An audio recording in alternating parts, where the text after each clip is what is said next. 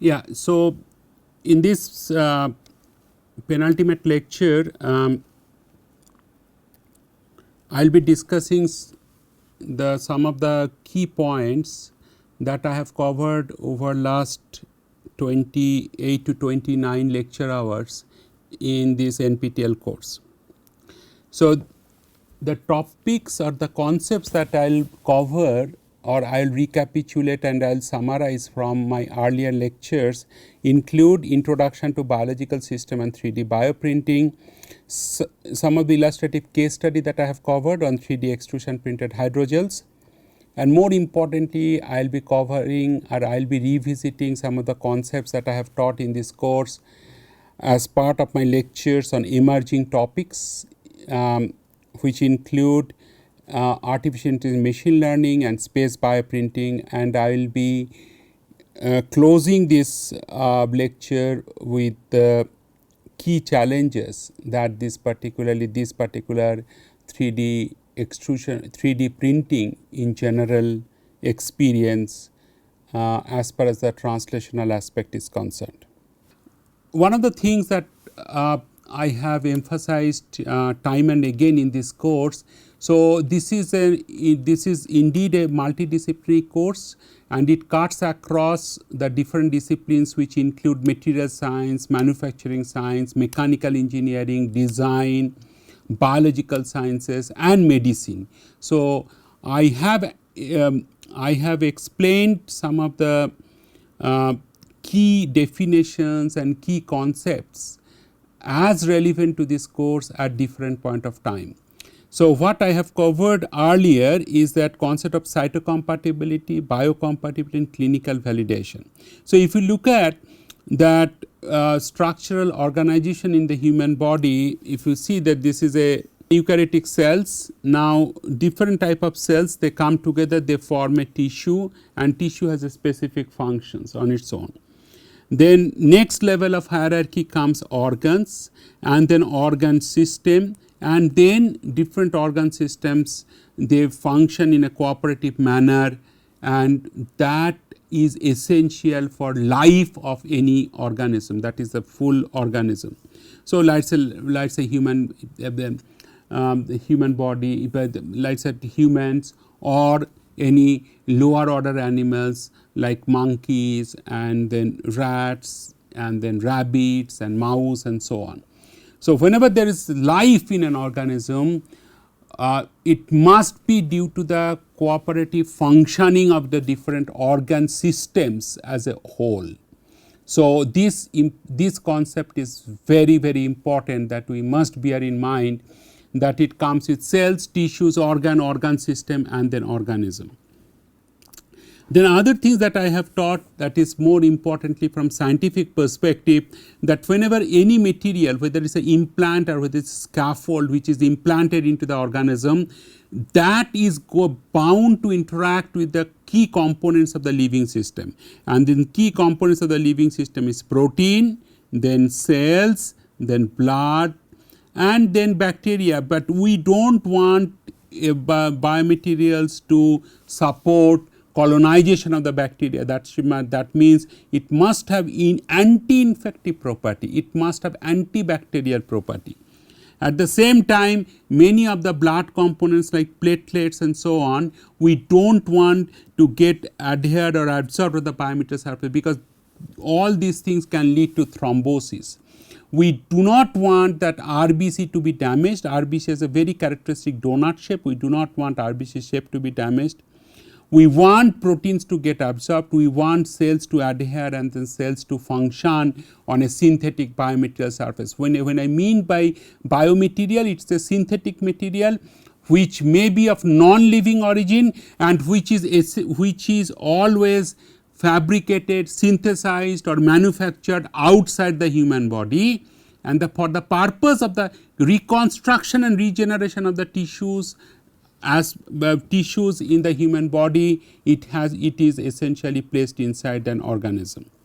So, therefore, the compatibility with the living system, like which we call it as a biocompatibility, like also compatibility with tissues, that which you consider as biocompatibility, that is very important.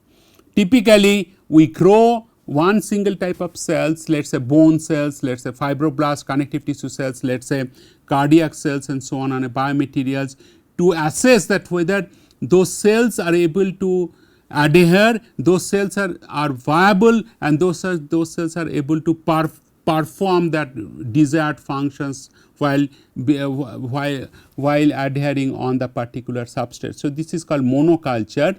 In today's world, many research groups around the world, they do co-culture of cells. That means 2 or 3 different type of cells are being cultured at the same time. So, there culture media composition plays an important role. What is the ratio of the different type of cells which will grow on the biomaterial substrate, that also play an important role.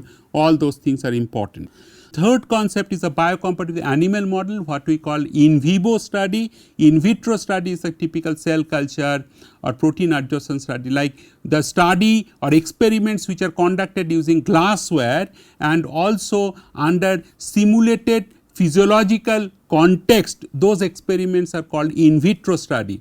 But studies which are conducted in the full organism, like in animal body or animal model or experimental animals, those are called in vivo study. So, I have categorically stated while taking this kind of this specific lecture as part of this NPTEL course, that if you do only cell culture on any hydrogel scaffolds or any synthetic biomaterials which is 3D printed, it is not fair to mention the word biocompatibility. One can use the word cytocompatibility. Cyto means cells, cell compatibility. If you do the test in a whole organism or animal model and then understand the compatibility not only with tissue, but also with blood components and so on, like serum biochemistry analysis and so on. So, then you can call that that particular materials have been tested for its biocompatibility. Third one is the clinical validation in human subjects. This is an example, like in an implants are being placed in the jaw of an human patient, and then we are seeing that whether this implant essentially encourages osseointegration, right? Integration in the jaw or maxillofacial cavity, then it is called clinically tested. So, these entire things actually explains that what is the role of the study or what is the importance or relevance of the study of any synthetic biomaterial or any synthetic scaffolds or implants with the components of the biological system. Now, let us move on to the 3D extrusion printing. This has been taught in the last lecture as part of the summary of this NPTEL course. I would like to revisit you to bring to your attention that this kind of soft gel, soft hydrogel, when they undergo 3D printing, rheological properties are very important. And the definition of hydrogel is that it is a 3D network of hydrophilic polymers which can be cross-linked and which must have the ability to retain significant amount of water molecules. So, therefore, swelling and biodegradation are very important for hydrogels that we have essentially considered as part of this course, or in general hydrogel must have the swelling and biodegradation properties. Now, in the context of the bioprinting, so essentially when you encapsulate the cells, these are like different type of cells. So, these cells are encapsulated or loaded into the hydrogel scaffolds, and when they will experience this pressure, one of the major challenges is that what would be the fraction of the dead cells. This fraction of the dead cells must be minimized, and we want more and more viable cells. So, I am put that double tick, so that these interactions under the extrusion pressure should not compromise the cell viability, and once the cells are viable, it is important to see whether these cells are able to function their desired, or cells are able to express their biological functionality. That is also important.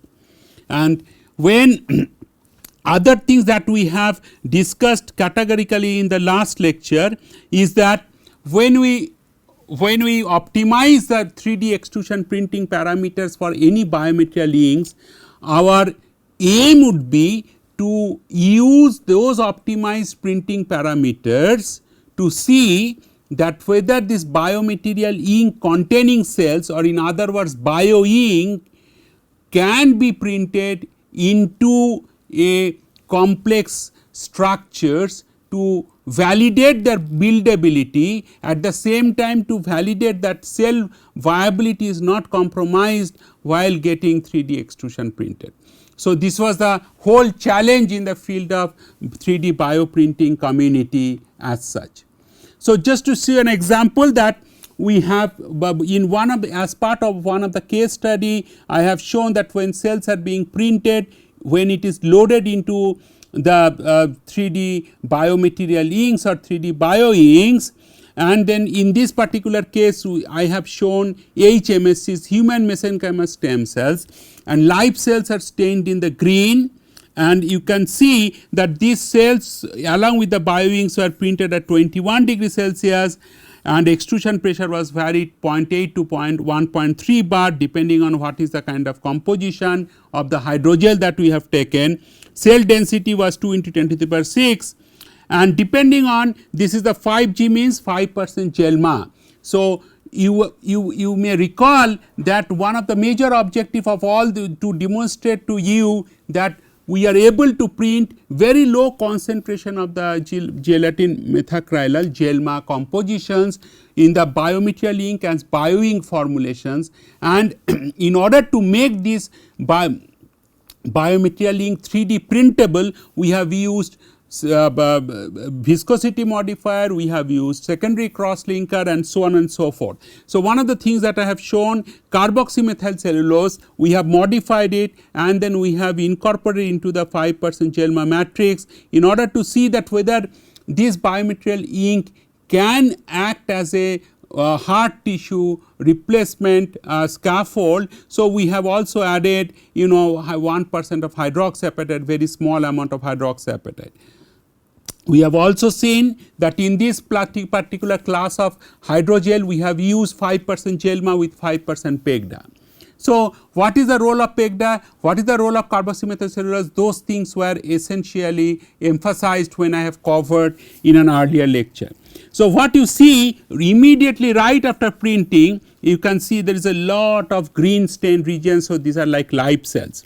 At day 3 and at day 7, the cell viability varies between 85 to 92%. So, in the cell biology community or as such in the biomaterials community, any cell viability is more than 80 to 85% of control that are considered as a good number to show that cells are largely viable, and when particularly in this particular case when the cells are encapsulated in the biomaterial ink and they are being extruded, and then these kind of numbers are quite good.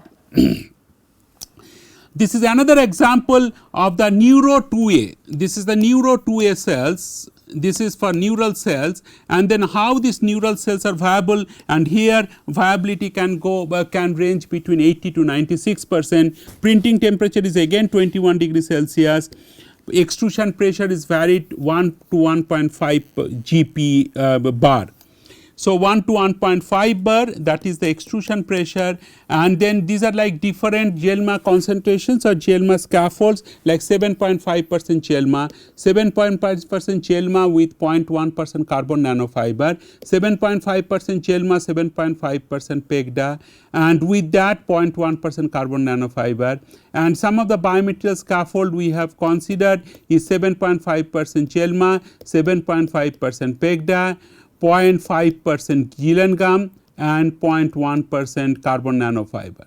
So, each of these components has its own role in terms of modulating the viscoelastic properties, in terms of modulating the rheological properties to have the best 3D printability and buildability to enable us to obtain the clinically relevant desired structures. For example, either freestanding cylindrical conduit structure of 2 to 4 millimeter internal diameter and around 20 millimeter in length of the cylinder.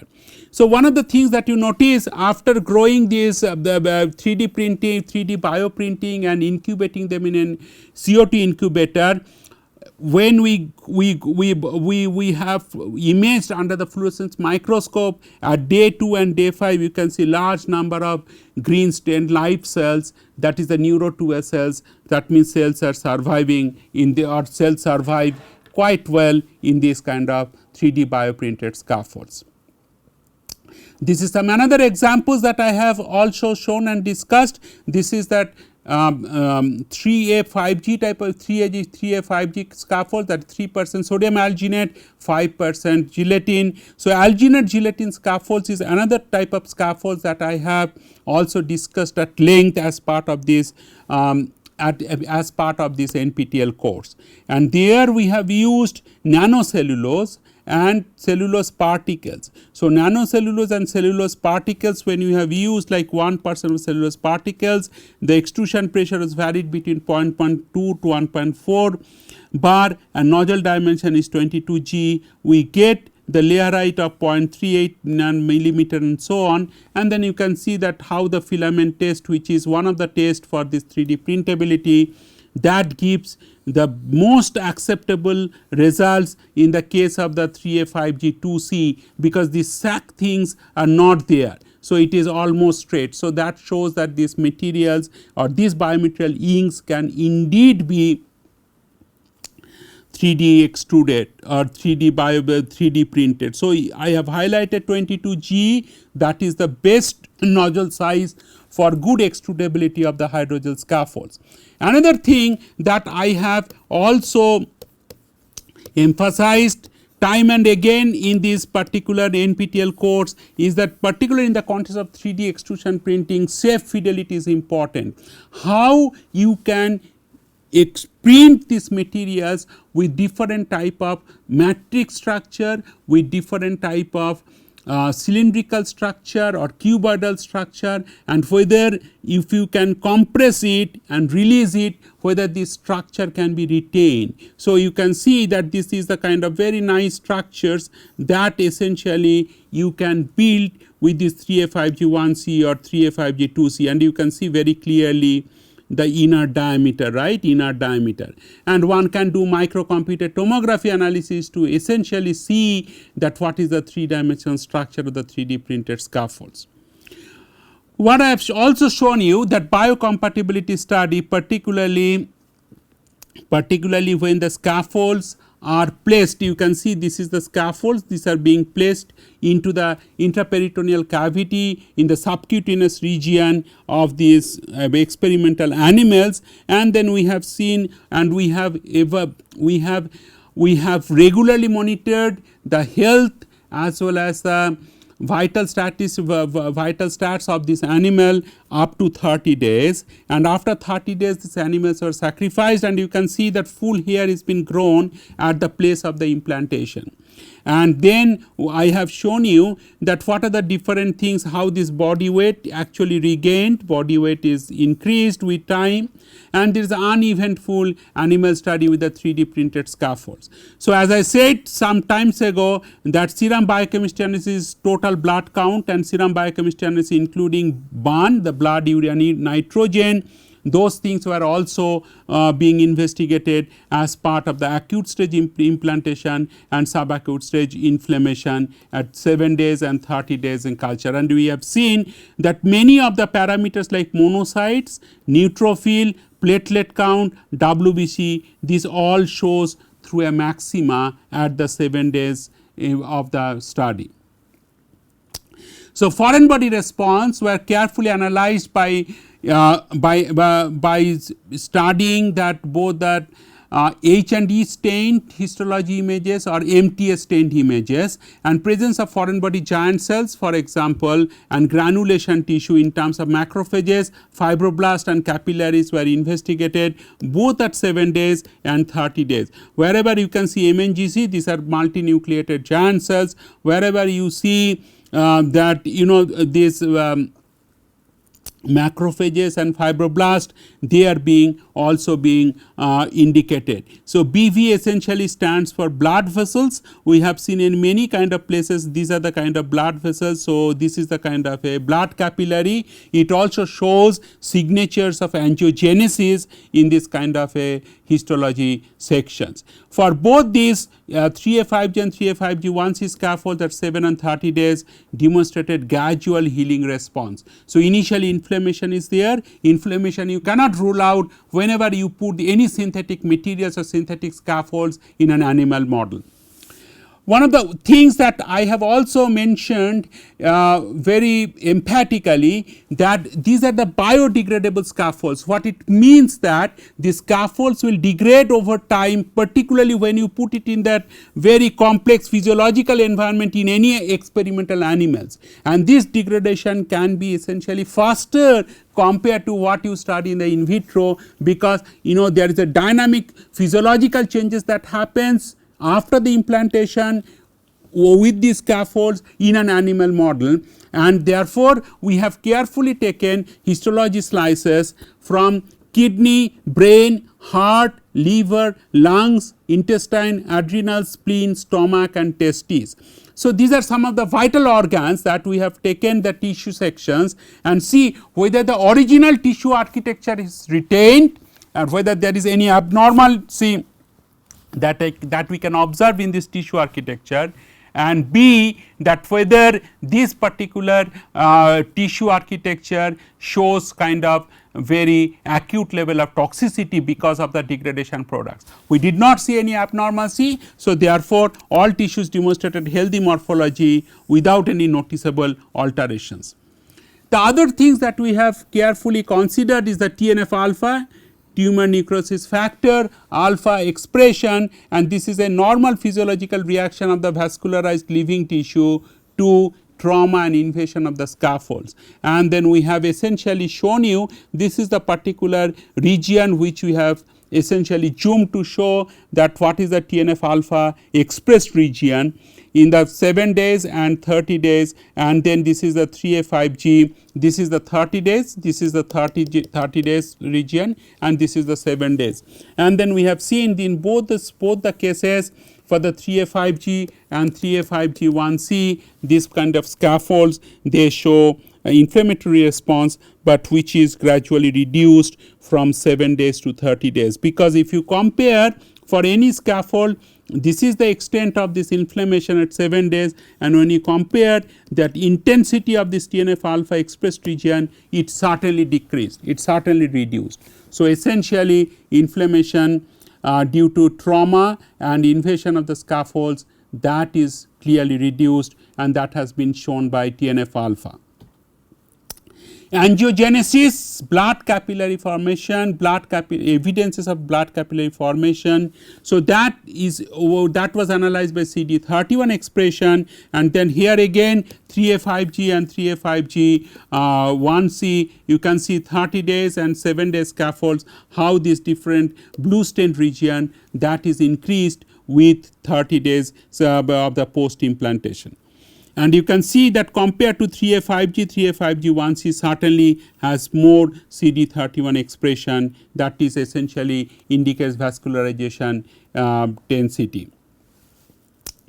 Now, buildability of these alginate gelatin scaffolds and carbon nanofiber scaffolds, that was studied by essentially demonstrating that different type of matrix structures, not a very simple matrix structures, but these matrix structures have good shape fidelity. You can see you can compress it, you can press it, you can squeeze it, and it can get back its original shape and size. One of the things briefly I have mentioned, that is that the pseudo 4D printed conduits. So, what you see here, it is a 3D printed sheet, and this 3D printed sheet, when you put it in the calcium chloride solution, then you can see when you can put it in calcium chloride solution, then you can see it gets a cylindrical shape. And particularly the cylindrical graft, it is retained, and you can see this microcomputed tomography images. This is very smooth wall, and then also it is a through and through cylinder that one can construct in these pseudo 4D printed constructs. Now, stress versus strain plots essentially show this is a tensile stress strain, and you can see this tensile stress strain essentially the strength of the materials increased by having this 0.75% carbon nanofibers in the 3A 5G scaffolds. In the compressibility of these materials, again this green one, if you see, it can be compressed up to 3 megapascal and up to 100% strain, and then you can see that how the compression experiments were conducted in the micro tester facility here. Now, what is the working principle of microcomputed tomography? We use X-ray source. This is like up to 70 to 80 kilovolt, much more than that of the X-ray diffraction, that X-ray source that is used, and then this is your sample which is rotated in 3 dimensions. You get every time it rotates, you get these 2D slices, and these 2D slices, they are vertically stacked together, then they will form a 3D reconstructed volume, and that has been fairly detected by Avijo software. So, these are the things that we have learned as part of the materials characterization also. This is another part of this animal study. We have shown carbon nanofiber based scaffolds when they are being implanted into these experimental animals. What are the survivability? All the animals survive, there is no mortality. The other things that why we have taken it so seriously, carbon nanofibers, because there is a widespread concern about the carbon nanofiber that it may cause toxicity, although we have used this carbon nanofiber as 0.5% or 0.75% carbon nanofiber into these scaffolds. And we have carefully analyzed the health status as well as these vital statistics or vital stats of these animals at day 1, day 7, day 15 and day 30, and you can see after this day 30, these animals, this complete here. So, this complete hair recovery, and also animals are able to move fairly well. So, these are the things that we have seen. So, full recovery of the hair growth and wound closure that we have observed. So, like the earlier animal study case, here also when you have measured carefully at different time interval, the weight essentially shows a regular increase, and it goes up to 450 gram of this particular animal. Right, moving on to some of the emerging topics, what we have learnt as part of the emerging topics. I think I have spent lot of time in introducing these topics, because I personally think that many of the students or many of the candidates who are taking this NPTEL course, they may not be having sufficient knowledge and understanding of the key concepts of data science. Again, as I said, that it is a multidisciplinary subject, it cuts across various disciplines up to the computer science, particularly data science aspects. So, therefore, it is not expected that everybody will come from the required knowledge or required domain knowledge when they will take this NPTEL course. It was my responsibility to introduce those concepts to a sufficient extent, so that they can follow some of the case study that I have presented as part of this NPTEL course. So, artificial intelligence, it is the science that uses algorithms and techniques leveraging computer to mimic the human intelligence, and machine learning is a subset of artificial intelligence whose performance improves over time as they are exposed to more data. So, more the quantum of data, better is the performance of any specific machine learning algorithms, right. So, this is the thing that we have emphasized, I have emphasized, and we have learned. So, under that machine learning, we have supervised learning trained on level data. For the unlevel data, we have unsupervised learning data sets without level, and then we have reinforcement learning. The goal is to take action to change the state so that you can receive awards. For example, deep learning, here you use more quantum of data, so that wherein multi-layer neural networks learn from a vast amount of data. So, why machine learning is important in this particular artificial 3D printing? Now, what we have, what I have shown you in some of the case studies, and what you have learned as part of the science of the additive manufacturing, like when you use certain set of 3D printing parameters. Let us take the examples of the laser based 3D printing parameters.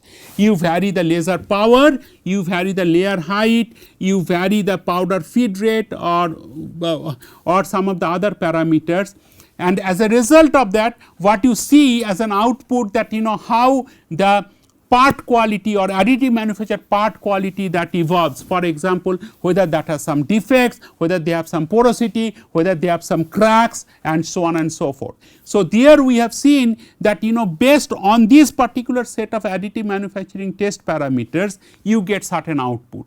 But this output to input, this relationship is not governed by any empirical relationship, not governed by any known scientific principle as such, and there you have to learn the input data sets to see that how it can be correlated with this some of the output. So, therefore, it is most relevant artificial machine learning in the absence of any established relationship between dependent and independent variables. That is the message that I have explained in this particular NPTEL course time and again, because I believe that one should know what is the relevance of artificial machine learning. What are the basic workflow? Now I have moved to the next slide on the machine learning model generic description. So, you have the raw data. So, you have essentially extract the features and output. So, in an unbiased manner, essentially you distribute this raw data sets in the training and testing data sets, and typically training to testing it is done is 80 to 20 ratio, that has been mentioned time and again as part of this emerging topics discussion. So, you take the train, you train the different machine learning algorithms, and different machine learning algorithms can be tree based algorithms, it can be different linear regression, that is the most simplistic that people have been used for ages now, but there are many new algorithms that are being developed every day around the world, and these new algorithms can be tested, can be trained using the training set. And then you do this hyperparameter selection and validation, then you develop a model. Then you use the test data sets to estimate, and then you can also use in some cases validating data set to tune the model. Then you have get the new instances, you can get the final model and predicted output. So, first phase is extraction, second phase is training phase, and third phase is prediction. So, this ultimately you get this is the predicted model based on the data set strain, based on the how this you are training this, how you are training the different machine learning algorithms. Here I must say the performance of machine learning algorithms depend on a nature and quantum of data sets. For the same nature and quantum of data sets, if the quantum of data sets increase, the different type of algorithms may perform better. Now, the question is that what are the different performance matrices? The first performance matrices that what we have learned is R square, that is coefficient of determination. This is equal to R square is equal to 1 minus RSS by TSS, that sum of squares of residuals divided by total sum of squares. So, you typically you get this y versus x plot, and there is a mean line, right. So, that it is possible, and in reality it always takes place. These data are essentially distributed around the mean line in a random manner. So, what is the difference between that value of the y value with the value of that particular x point or x location from the mean line? That one is important. So, if R square is 0, that means there is absolutely no correlation between y and x, this is the case. If R square is equal to 1, this is a perfect correlation, all the data points will be ideally located on this particular 45-degree line. If R square is 0.8 or 0.9, that means they are very closely distributed along both the sides of this particular line. Another performance matrix is RMSE, root mean square error, which has been defined here. Then third one is the residual of errors. Residual of errors, what we learned, it should show a Gaussian distribution. The maximum value should be close to 0, and you can do the residual analysis both for the training data sets as well as for the testing data sets, and you should show then both the cases the residual, the maximum density should be close to 0. So, for the good residual plot, it should be high density of points close to origin and symmetric about origin. Best performance, R square should be close to 1, RMSE should be close to 0.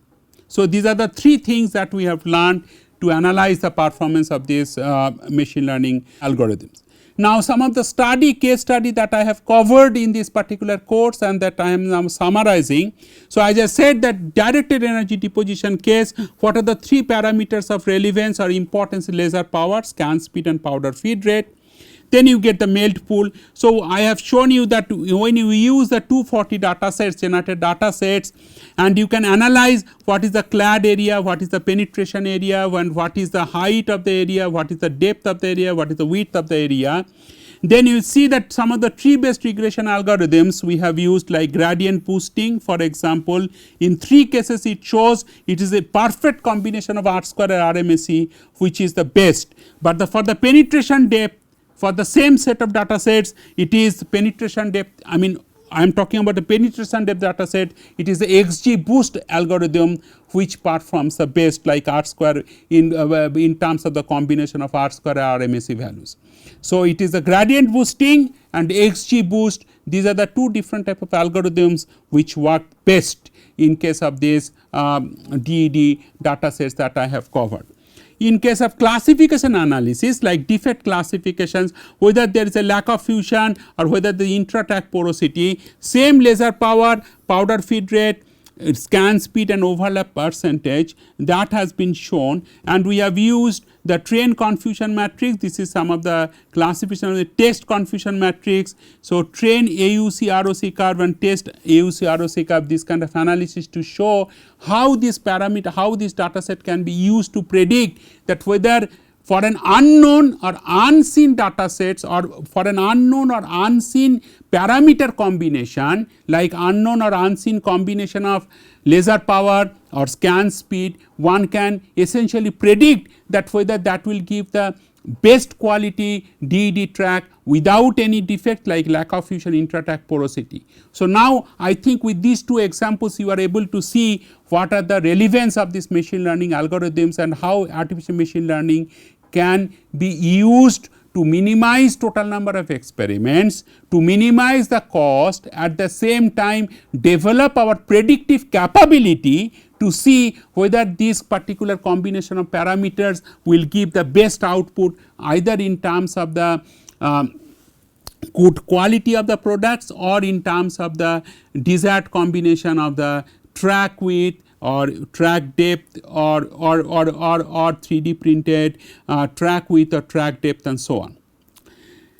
Now, another topic that I have covered also to a reasonable extent is the space bioprinting. What is the space bioprinting? Like, as you know that, for example, Indian Space Research Organization has been very successful in recent years, right? All of you are aware of that. So, at some point of time in near future, we expect human settlements in moon or manned missions to Mars that need improved medical treatment like space trauma or accidental medical treatment of the astronauts for facilities on board the spacecrafts or within the extraterrestrial settlements. This is the, because there is no first option to return to Earth, that is not possible, right? It is no first option is possible. Now, what is the major concerns for the space bioprinting? What is the influence of microgravity or altered gravity conditions or dynamic changes in the G conditions, microgravity conditions, or cosmic radiation on cells or tissues in the 3D tissue models, and also how one can adapt the technology and materials and maturation to cope with hard space environment, and also to comply with the minimum payload and the necessary reduction in size, weight and equipments with accessories. What are the potential examples for the space bioprinting? What is the clinically relevant? What is the clinical relevance, like treatment of skin burns or bone damages? 3D bioprints could offer clinically relevant solutions from skin lesions and bone defects towards complex vascularized tissue constructs, and personalized treatment option like isolate the cells from the specific astronauts to create surrogate structures which can travel with the astronaut in space together with the CT and MRI scans of the astronaut, allowing them allowing the need-based patient-space scaffold fabrication using the 3D space bioprinter. So, if we use the astronaut's own cells and use it in a synthetic scaffold, the acceptability in that astronaut would be much more compared to the cells from other patients or other donors. So, here again we use the same principles we learned, that we have to first start with the cell isolation, cell cultivation and bioink preparation, then comes bioprinting, and then comes maturation of the tissue, and then comes the surgery. So, these are the three things that we learned there. And why bioprinting in space? This is unique opportunities in space, not only from scientific standpoint, but also from the treatment of the astronauts like microgravity and cosmic radiation, because space environment will provide unique laboratory to study their effects on human tissues, potential for tissue engineering like tissue grafts, enabling astronauts, enabling autonomous medical treatment, overcoming bioprinting challenges like issues like cell sedimentation in low viscous bioinks. And bioprinting as a solution like autonomous medical treatment, tissue regeneration, and improved mission success. Medical challenges in deep space missions like severe health issues, limited medical resources on board, and impossibility of immediate Earth return, right. So, there is some of the many research groups around the world, they are working, and then I have essentially shown some of the work being done by one of my collaborator, Professor Michael Galinsky's group at TU Dresden, who has a European Space Agency approved the laboratory at TU Dresden. And some of the things that I have also mentioned, that there is a possibility that we can develop tissue on chips like brain or neurons or heart or vessels or kidneys or lung or liver or bone marrow, that can be sent to the along with the astronauts, and which can be used in case of emergency for the astronauts medical treatment. What are the challenges? Challenges include handling liquids throughout the bioprinting steps such as cell isolation, bioink preparation.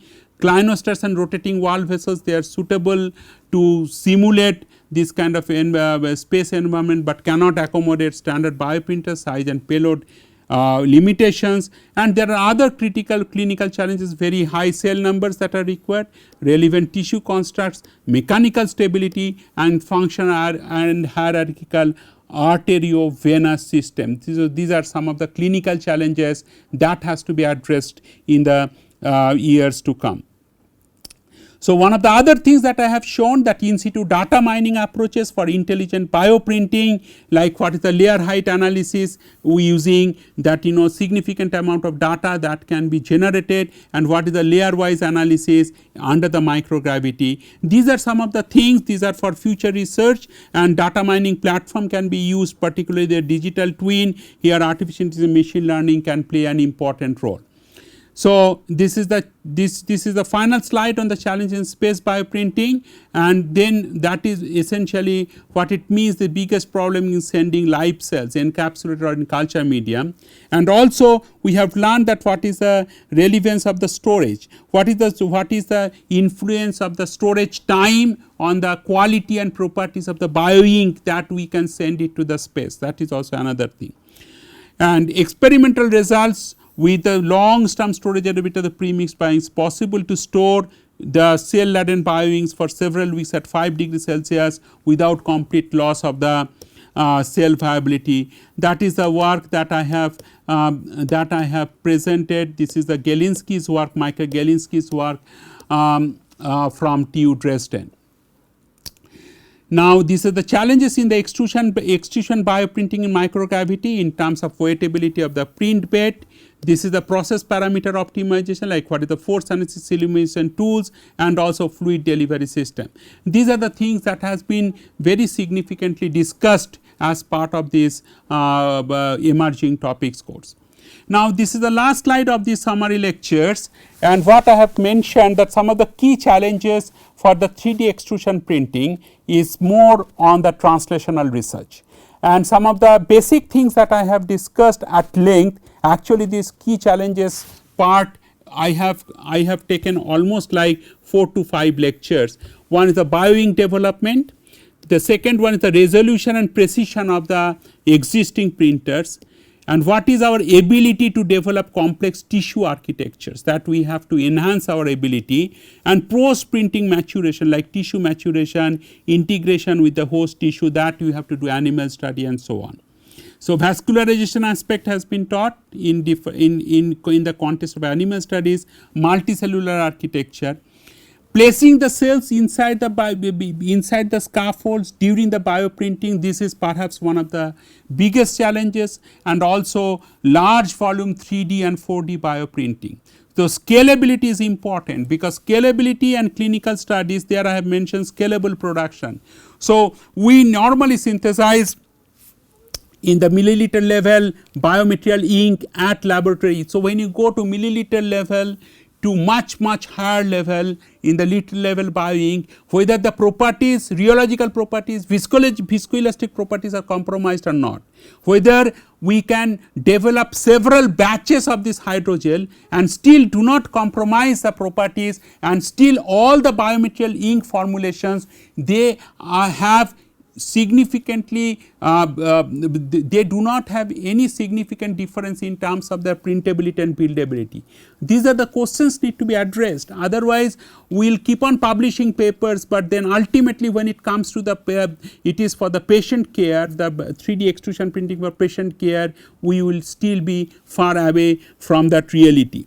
Other things that I have mentioned, the industry engagement and clinical study on the human of the bioinks. So, many papers are coming up in this field where people develop the bioinks, they develop different chemistry based approaches, they do preclinical study, they do animal study, but going or moving from animal study to the human clinical study, there we are still not going for many of the biomaterial inks. For example, one of the biomaterial inks perhaps is most widely investigated in this world is the GELMA, but still many of the GELMA based products are not available in clinics for the human treatment, human patient care, right, or patient care.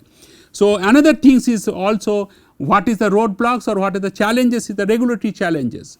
Now, today you are developing titanium based implants. These titanium based implants are being developed, are being manufactured by conventional manufacturing unit like machining. Now, you are using for the 3D printing, as long as that 3D printed titanium implants will have similar properties and performance, clinically relevant performance, and then you can demonstrate that we are not compromising the performance in the 3D printed structure compared to the machine structures or machine component, then you can get the regulatory clearance, that if there is a, then you can use that this as a predicate device. Manufacturing process is different, but structure and properties and performance remains identical to that of the existing device.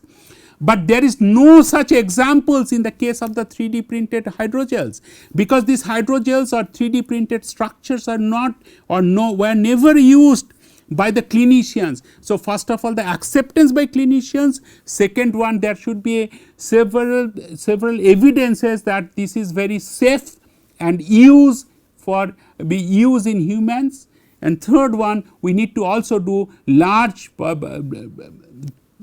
animal study, like in the larger sized animals like pig study and so on. So, where we can show that these hydrogels they perform they perform well in the large sized animals as well. And then accessibility, like what is the high cost and technological complexity, these are like another challenges. So, I hope in this NPTEL lecture I have covered significant amount of the concepts that is required for you to follow the course content. I have also covered not only metals and ceramics, but also soft hydrogels that have received very significant attention in the global scientific community. I have also covered to a large extent on two emerging topics. One is artificial intelligence, machine learning, and one is space bioprinting. I have also discussed to a large extent of the key challenges that this field experience, so that it will open up future avenues for doing more translational research, and with the expectation that many of the additive manufacturing techniques will play an important role for human health care and other societally relevant applications.